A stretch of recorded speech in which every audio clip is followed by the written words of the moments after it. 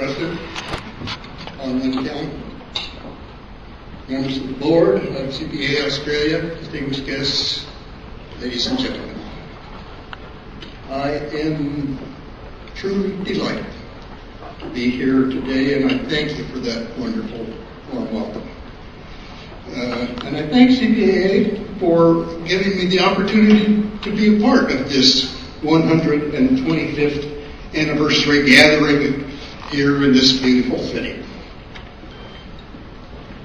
You might ask me, how does it feel to be the oldest person in the room?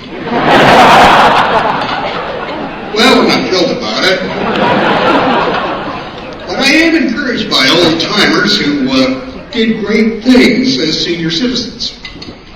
Galileo's, one of his great discoveries came at age 73. Edison was still inventing in his 80s.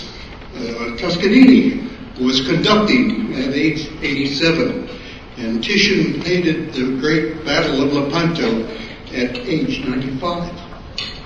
So if there's a need for someone to command a starship and a tour around the solar system, I'm available.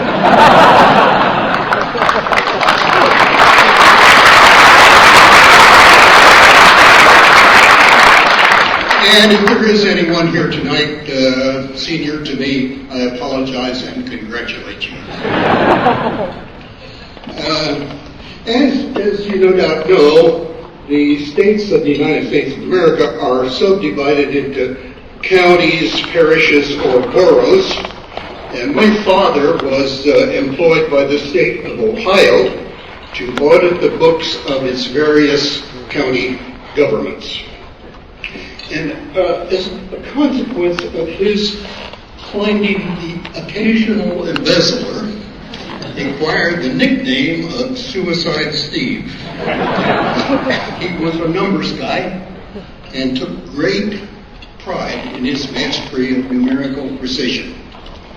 I shared this affection for mathematics, which strongly influenced my educational career track toward engineering. In many ways, the corporate financial departments and the corporate engineering departments are similar. They both are highly dependent on precision mathematics. A subtle difference is that engineers use partial differential equations, Laplace transforms, complex variables, and vector and tensor analysis. The financial department uses arithmetic.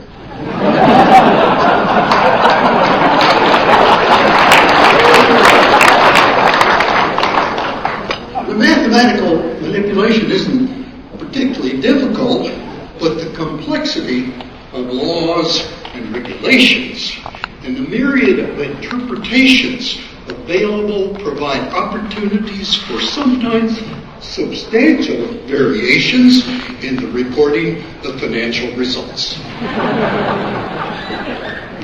Assumptions, interpretations, and occasionally just plain errors create the need for your profession.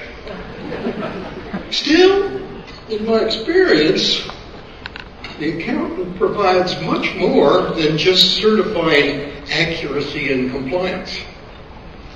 The experienced accountant can foresee the consequences of bad judgment. The accountant's mind is or should be ever alert for inadequacies, ever mindful of potential surprises. In reviewing business opportunities or structural change, the view of the lawyer is obligatory, but the perspective of the accountant can be insightful and can be very helpful. Accountants can be lovable. You might remember the story of the chief financial officer who was meeting with his accountant team in preparation for releasing the firm's annual financial report.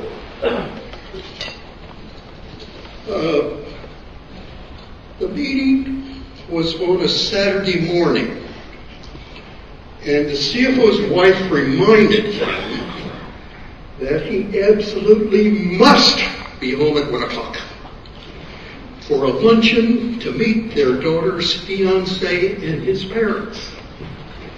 Punctuality was paramount. Well, as often happens, the morning meeting uncovered a few issues that required more time than expected, and he was late getting home. Not just a little, quite a lot. The guests had already departed when he arrived at home. His wife was more than somewhat distraught. She was crying and said, "I just can't believe you. You love those accountants more than you love me." He said, "I love you more than I love lawyers."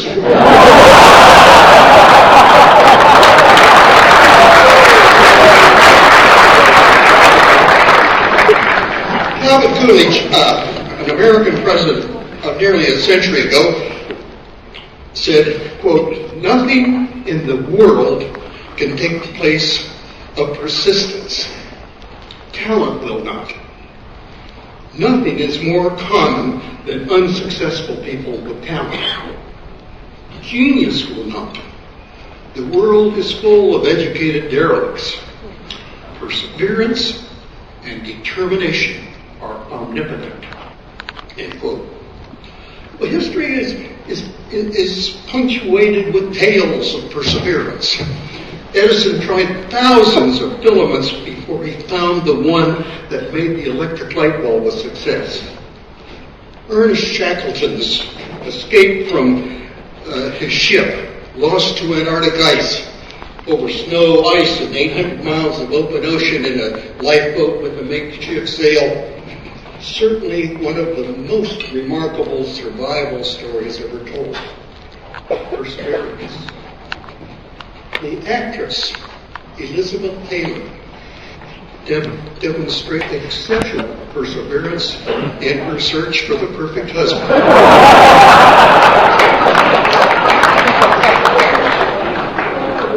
I had the great pleasure of enjoying the friendship of Sir Peter Scott, who was an exceptional biologist, aviator, artist, and oceanographer. He was, as some of you will know, I remember, the son of Robert Falcon Scott, who was the first human being to reach the plateau on which the South Pole is located. In 1910, he sailed from New Zealand in an attempt to be the first to reach the South Pole. His party reached Ross Island and set up base camp there. They started on the ice with motor-driven sledges, used ponies for climbing those steep slopes up to that 3,000-meter Antarctic plateau. The temperatures were 40 to 60 degrees below zero. They battled blizzards and fiercely miserable conditions, slogging through snow and ice month after month. Finally, on 18 January 1912, they reached their goal, the pole. And remember what they found? A tent with a Norwegian flag flying. Roald Amundsen had arrived there a month earlier. Disappointed, they began their 1,300 kilometer trek back to their base camp. Scott and his party almost made it back to the safe northern shore of Antarctica, but not quite.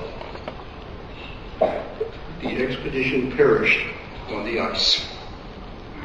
Scott left letters, in one of which he wrote, "We took risks. We knew we took them. Things have come out against us, and therefore we have no cause of complaint, but bow to the will of Providence, determined still to do our best to the last." End quote. So I decided I would use some of our time together talking about risk. Risk is a part of all of our lives. There is little progress without risk, and increasingly popular business focus in recent years has been risk management. And in spaceflight, we were and are genuinely dealing with the realities of risk. Take, for example, the trajectory chosen to travel from the Earth to the Moon. We didn't take the optimum route, the fastest or the most fuel efficient or the most scenic. They're all pretty scenic. We selected a very particular route called the free return trajectory. This was a risk avoidance choice. This route would use the gravitational field of the Moon to bend the trajectory of the spacecraft just the right amount to turn it back toward Earth. Then, if our rocket failed to ignite in the vicinity of the Moon to insert us into lunar orbit, the free return path would permit us to avoid finding ourselves on a never-ending sightseeing trip of the solar system. The free return idea worked exceptionally well for Apollo 13. Their oxygen tank exploded on the way to the Moon, giving them a chance to beat the odds and survive to tell about it. For the experts among you, they were not precisely on a free return trajectory, and they were required to use the very unorthodox method of using the lunar module engine to get back to the free return trajectory. All of us tend to worry about the obviously difficult problems. And in the flight to the Moon, there are a lot of those things to think about. And in Apollo 13, the problem occurred not in one of the most difficult sections of the flight, but in one of the most benign phases. Pure coasting flight, no rockets firing.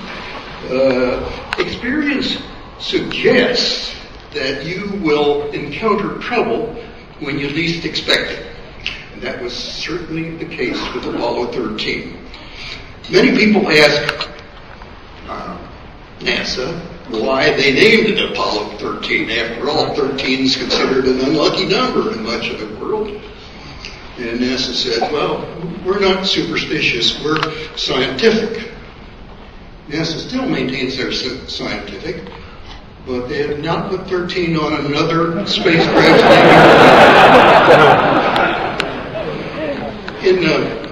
After World War II, as many of you will remember, the Rocketmeister Werner von Braun and some of his German colleagues emigrated to North America and worked on modifications to their wartime V-2 rocket, trying to find ways to fly higher and higher. Physiology researchers started putting animals on those flights. It was the beginning of life in space. The commander of Apollo 13, Jim Lovell, loves to tell a story about one of those flights, and he tells it something like this. Down at White Sands, New Mexico, atop the launch pad, a dilapidated old V-2 rocket. You could hear the countdown, 2 minutes and counting. The oxygen vapors were spewing out of the side of the rocket. Inside the nose cone, 2 mice tightly strapped to their couches. One was quite worried. Perspiration coming out of his whiskers, his tail switched back and forward. He looked at his companion and said, "You know, I'm scared.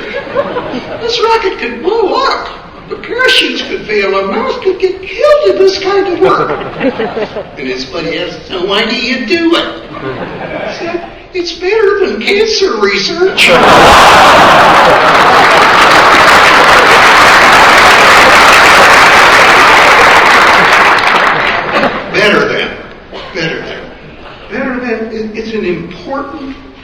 catchphrase in our lives. Ford would like to be better than Toyota. Every sport team wants to be better than every other team in their league. We are all trying to be better than we were last year, better than the analysts expect, better than the boss asks, better than our competitors. Being better than is the essence of competition. It is the essence of progress. So when, as the video indicated, this young president trying to compete with the Soviets back in 1961 announced that the United States should go to the moon by the end of the decade, he didn't want to just catch up with them. He desperately wanted to be better than the competition. Tantalizingly close to the end of the decade, the summer of 1969, at NASA, all was ready. 7 years of Apollo, the work of 400,000 people, 6 previous unmanned and manned Apollo flights, planning, testing, analyzing, training. Time had come. We were confident, but not overconfident.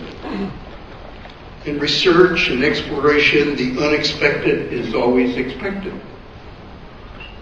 We were not overly concerned for our safety, but we would not be surprised if a malfunction or unforeseen occurrence prevented us making the landing on that first attempt. On July 16th, the first stage of our Saturn V with that 3.5 million kilos of vertical push ignited precisely on time, and we were on our way. What we did not know was that at the same time, a Soviet spacecraft, Lunar 15, was already approaching the moon. It had no human crew aboard, but its secret mission was to land on the lunar surface, collect some soil and rock samples, rocket them back to Earth, and claim victory. The first chunks of moon to be returned to Earth. Aboard Apollo 11, we learned of the existence of Lunar 15 from mission control while we were en route to the moon. But we couldn't be concerned, really, about what it might or might not do. We had too much work to do ourselves. Too much conversation, not just among the crew, but with the controllers back in mission control on Earth. Every few minutes we would hear, "Hello, Apollo 11, this is Houston." I don't know why they say that. Who else was it?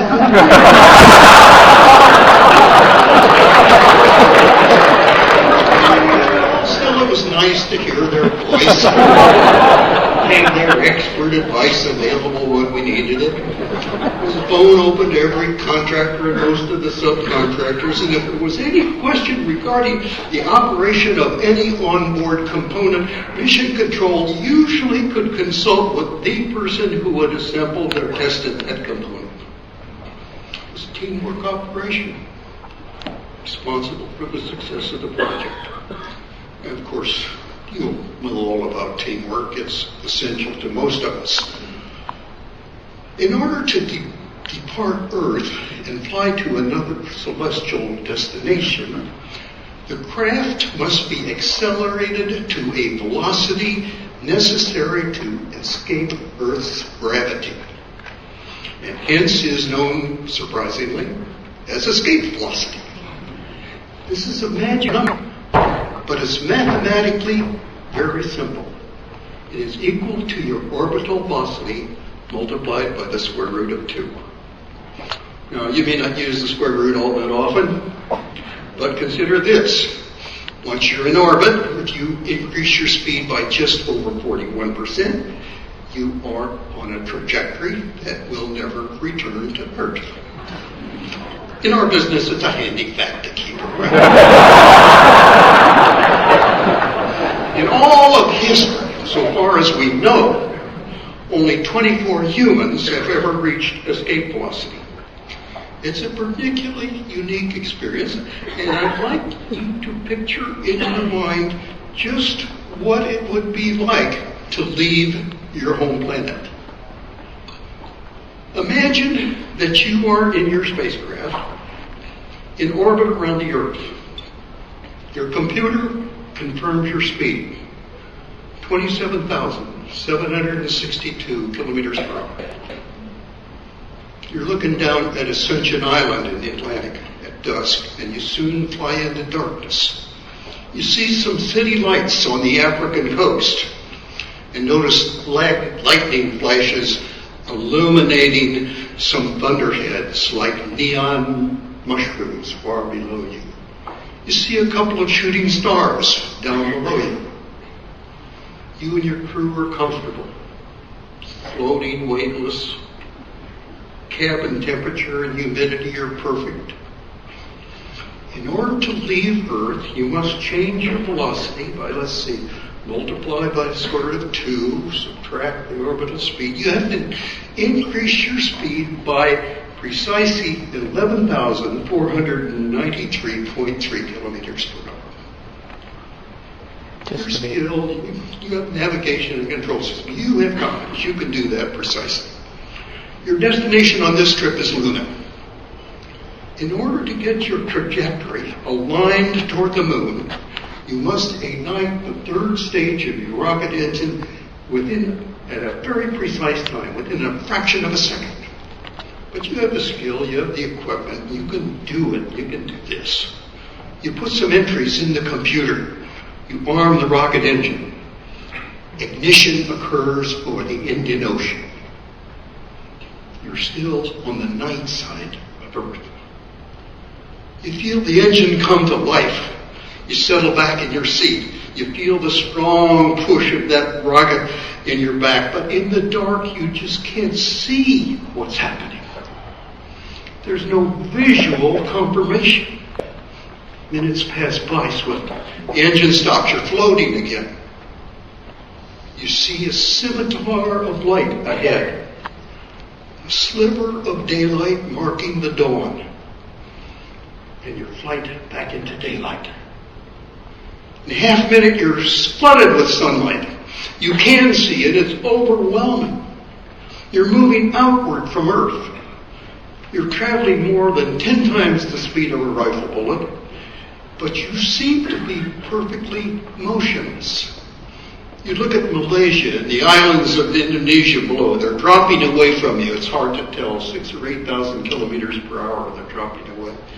The horizon is growing more and more. You can see Australia off to the right and Japan off to the left. And all of a sudden, you can see the entire circle, the whole planet Earth.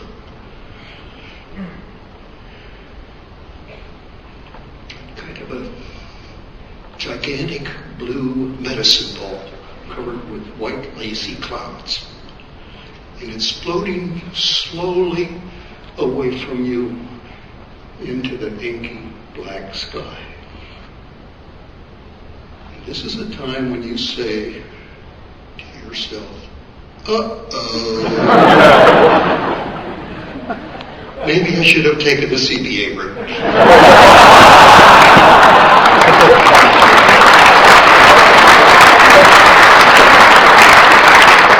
The Russian craft, Lunar 15, was in orbit about the moon, preparing for descent when we arrived. It circled the moon for 4 days and began its descent on July 20th in the Western Hemisphere, July 21st here. But its landing system failed, and it crashed onto the surface of the moon. That same day, we were successful in starting the descent to Mare Tranquillitatis, the Sea of Tranquility in the lunar module, call sign Eagle. It was a special moment. Reaching a goal that a third of a million or more people had worked almost a decade of their lives to make possible, and a goal that dreamers have been dreaming of and imagined the possibility of traveling to and landing on the moon for many, many centuries. There was a 16 millimeter movie camera mounted in the co-pilot's window, and it recorded the landing approach and the work on the lunar surface. Now, fast forward 40 years. In June of 2008, NASA launches a new satellite to orbit around the moon. It's called the Lunar Reconnaissance Orbiter, or LRO. It has high-resolution cameras to accurately map the moon. Now, jump ahead to this year.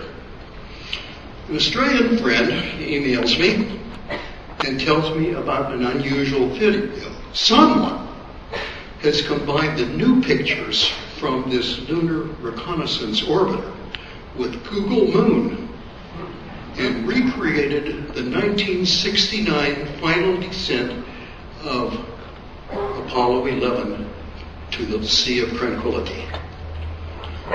This video allowed me to see the landing approach just as I saw it 42 years ago. It occurred to me that you might like to see that. Even though it's on YouTube, not many people have looked at it. And no one has ever seen what you're going to see tonight. The people here in Sydney and people in Georgia have been working tirelessly now for days, I think 26 hours a day or something, getting this short 3-minute film clip available for your viewing. So this is going to be a premiere showing, something completely, and it might not work at all, but we'll try. Okay. This slide shows the trajectory to the surface. The actual powered descent of the lunar module to the surface took 12 minutes and 32 seconds. And this is just the final 3 minutes, the part that's really interesting as you get close to the surface of the moon. Now, in the left screen, you will see the original 1969 movie film that we took from the window of the lunar module Eagle. And on the right side, you will see what the crew saw looking out the window in front of them. Now, there is a shaded area there that shows you the exact duplicate of the area that's on the left, so you can compare the craters and see if they are duplicate of each other. The one on the left took place 42 years ago. This picture's on the right took place in the last 2 years. Okay, we've been descending. I should tell you, you'll hear the crewman talking. You'll hear my co-pilot giving altitude and descent rates, and you'll hear people in the background talking from mission control on Earth. We've been descending about 2,000 meters a minute. We're now down to about below 1,000 meters in altitude.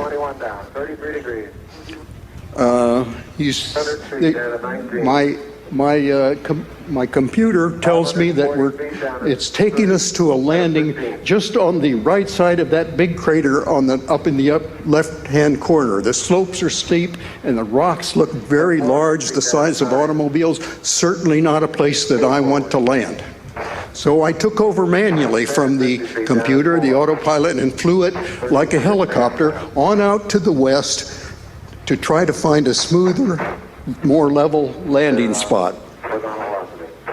The computer is complaining now and then. You'll hear caution alarms, 1202s and 1201s, which is telling us the computer is a little bit concerned about its operation, but everything looks good, and the people in mission control tell us we can continue.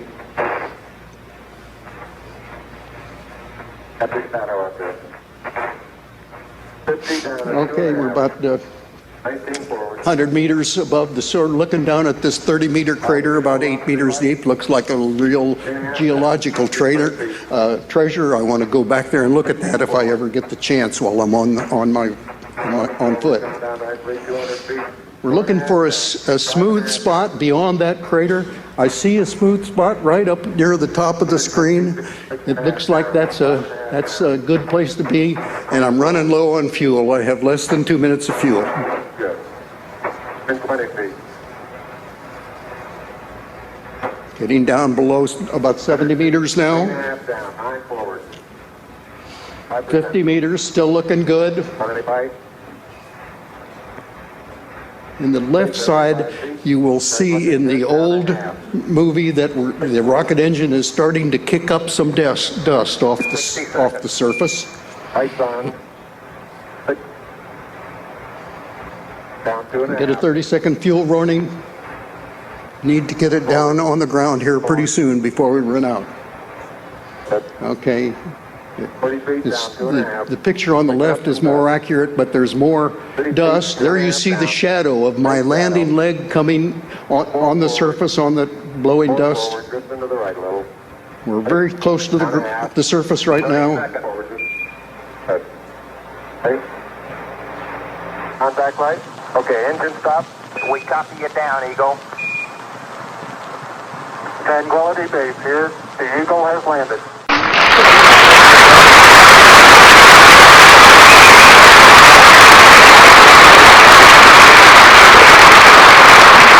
We got through. Now this is a picture from the Lunar Reconnaissance Orbiter, a vertical picture. Now those others were obliques that were made using the Google Moon technique. This is a vertical shot of our landing spot, and of course what you see there is our landing stage, which carried our fuel and rocket that we used to come from lunar orbit down to the surface, and it served also as our launch platform for our return to orbit. And so for the skeptics about whether we ever landed on the moon, this is a pretty good indication that somebody's been.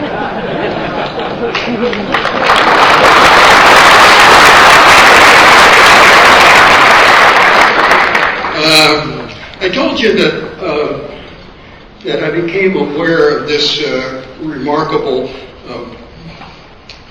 bunch of videographic legerdemain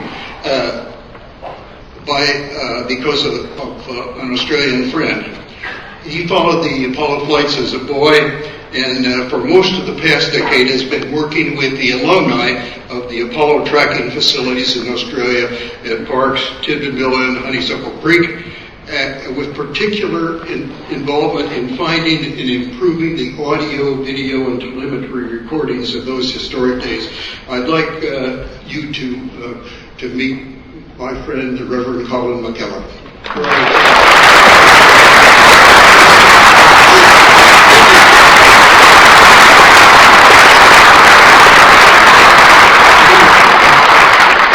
And over there in that area, there are some other veterans of the Australian participation, is valuable participation in the space age. People that work with Colin, Burton, John Sarkissian, they're over there, and 4 people that actually participated in the very early days of spaceflight and the early tracking work at, there's John Saxon from Honeysuckle Creek, Hank Lindsay from Honeysuckle Creek, Eric Simon from Carnarvon, David Johnson from Carnarvon. All stand up.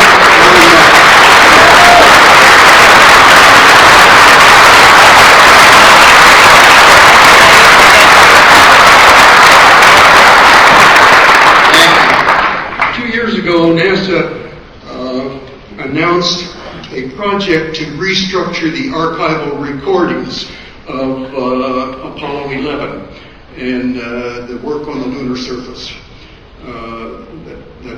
The stuff that was TV broadcast and we all, so many of you watched. That restoration is complete. NASA produced 3 archival sets of those hard drives. One was sent to the United States National Archives. One was sent at NASA's Johnson Space Center, and the third set is here, was sent here to Australia in recognition of the substantial involvement of the stations in Honeysuckle Creek and Parks in receiving the TV signal. This set is in the safekeeping of the CSIRO Astronomy and Space Science group before being deposited in the permanent archival site.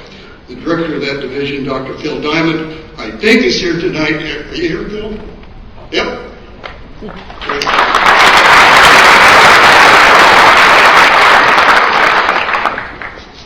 5 more lunar spacecraft and 10 more astronauts landed safely at various lunar locations.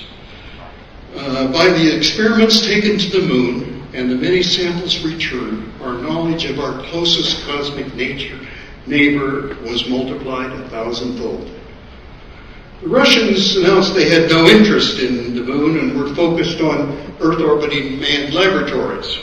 Only much later did we learn that that was a cover story for their failed monster lunar rocket. Alexei Leonov was scheduled to attempt their first manned lunar landing. The space race downshifted a couple of gears after the Apollo landings. In the summer of 1975, an Apollo spacecraft commanded by Tom Stafford and a Soviet Soyuz spacecraft commanded by the same Alexei Leonov rendezvoused in Earth orbit, docked, and the crews celebrated with sincere and heartfelt cosmic hugs. The 2 superpowers' great race had ended. It was one of spaceflight's finest hours. The space race, it was the ultimate peacetime competition, USA versus USSR. Like a war, it was expensive. Like a war, each side wanted intelligence on what the other side was doing. I'll not assert that the space race was a diversion which prevented a war. Nevertheless, it was a diversion. It was intense. It did allow both sides to take the high road with the objectives of science and learning and exploration. Eventually, it provided a mechanism for engendering cooperation between adversaries. In that sense, among others, it was an exceptional national investment for both sides. After our successful first lunar landing, we received a letter from our competitors, the Soviet cosmonauts. It began, "Dear colleagues," followed by congratulations, and was signed by each of the cosmonauts who had flown in space. That was a class act, and we appreciated it. In all history, competition has been a principal component of life. In ancient times, national power was provided by armies and armadas. During the Industrial Revolution, the engines of economic power were natural resources and regimented labor, and the ability to transport and distribute goods. Today, the power is shifting to those who can amass knowledge and control the flow of information. The 20th was indeed a remarkable century.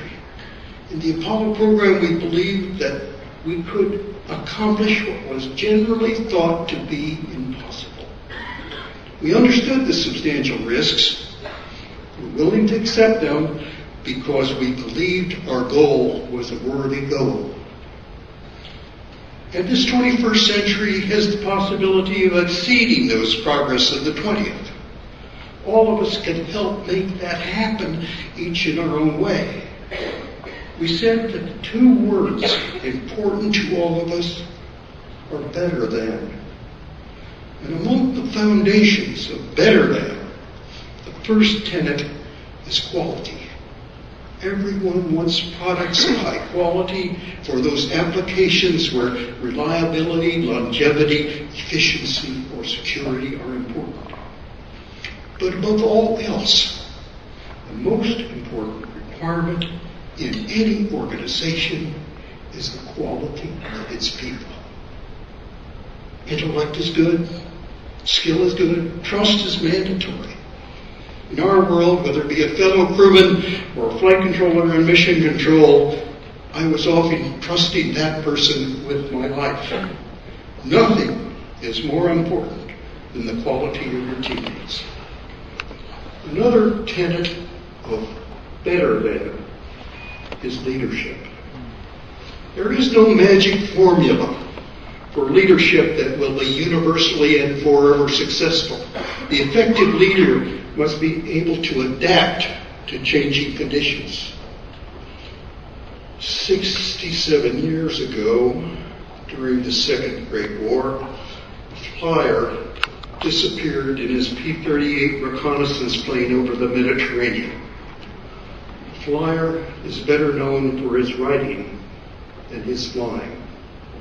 He was the author of The Little Prince, Wind, Sand, and Stars, and Night Flight. He was Saint-Antoine de Saint-Exupéry. His unique view of leadership was captured in his novel, The Wisdom of the Saints. He wrote, quote, "If you want to build a ship, don't drum up the men to gather wood, divide the work, and give orders. Instead, teach them to yearn for the vast and endless sea." I was fortunate enough to be led by men who made me yearn for the vast and endless sea above the surface of the earth, and I am in their debt. And I am in your debt for allowing me to be with you today and for giving me a most valuable gift, your time. And I thank you very much.